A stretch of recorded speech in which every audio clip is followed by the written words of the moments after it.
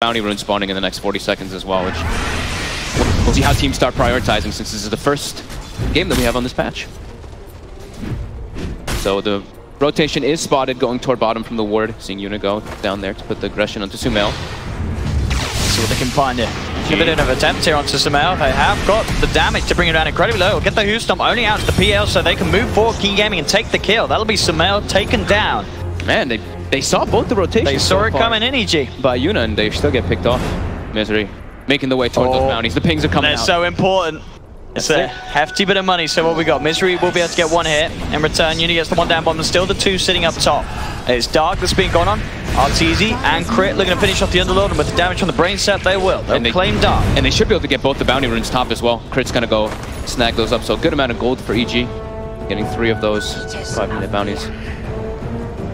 Certainly adds up for the team overall. Getting those bounties. 3 for 2, 5 minutes and a half in bottom lane. Farm now for Dran's PL, similar to that of Arteezy's. They're going to open up on it. Misery, he's going to get taken down. This tri-lane of Keen Gaming. Yuna getting a fair few kills out of it. Yuna's been, all 3 rotations have been successful. Even though that they did see the first 2 on this at EG.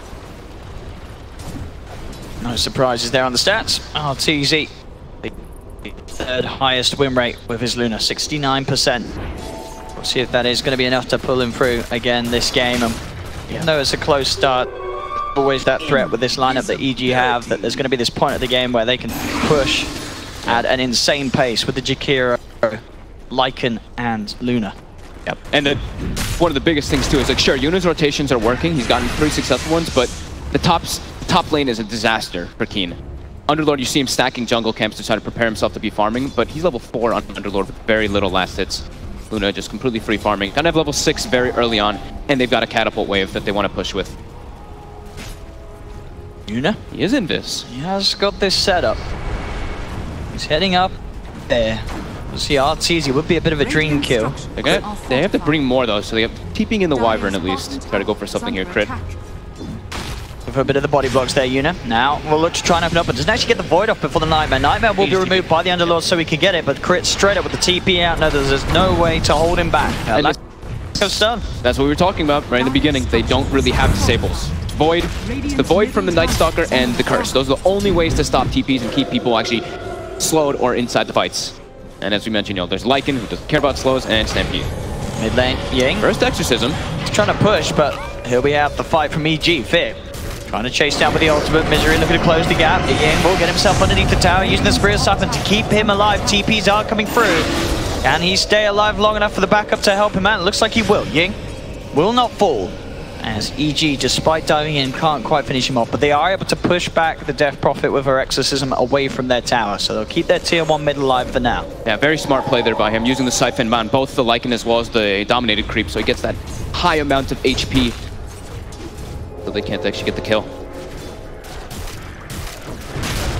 A pretty close early game so far. Even with their first rotations of the Night Stalker have been pretty successful.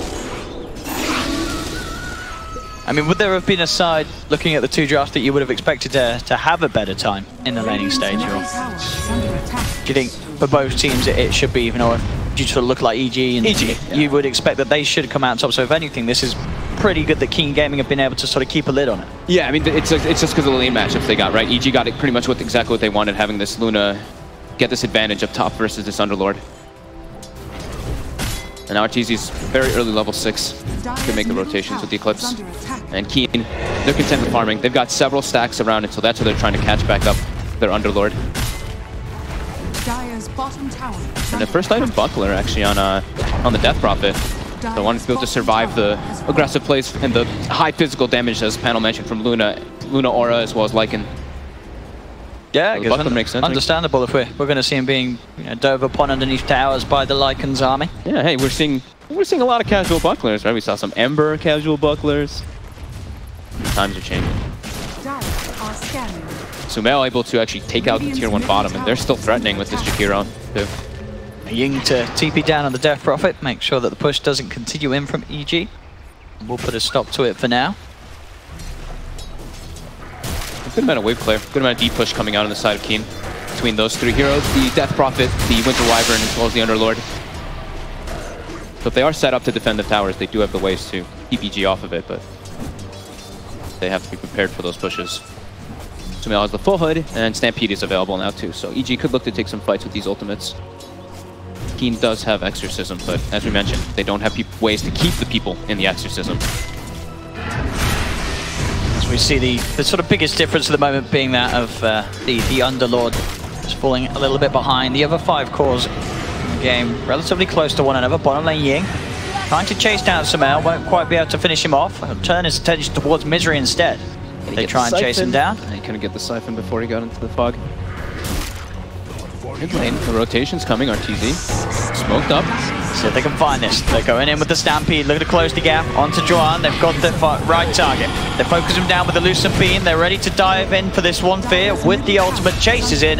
One quick swipe and the PL will fall. Fear finds the action. In the mid lane though, the counterplay. Ying chasing down onto the Bane. Crit goes for the TPL. Is he going to make it? He is. Gets himself out as well, so Keen Gaming unable to get there in time to punish the fact that EG dove in up to the tier 2 tower and took away their PL. The lack of stuns really gonna hurt them throughout this whole game.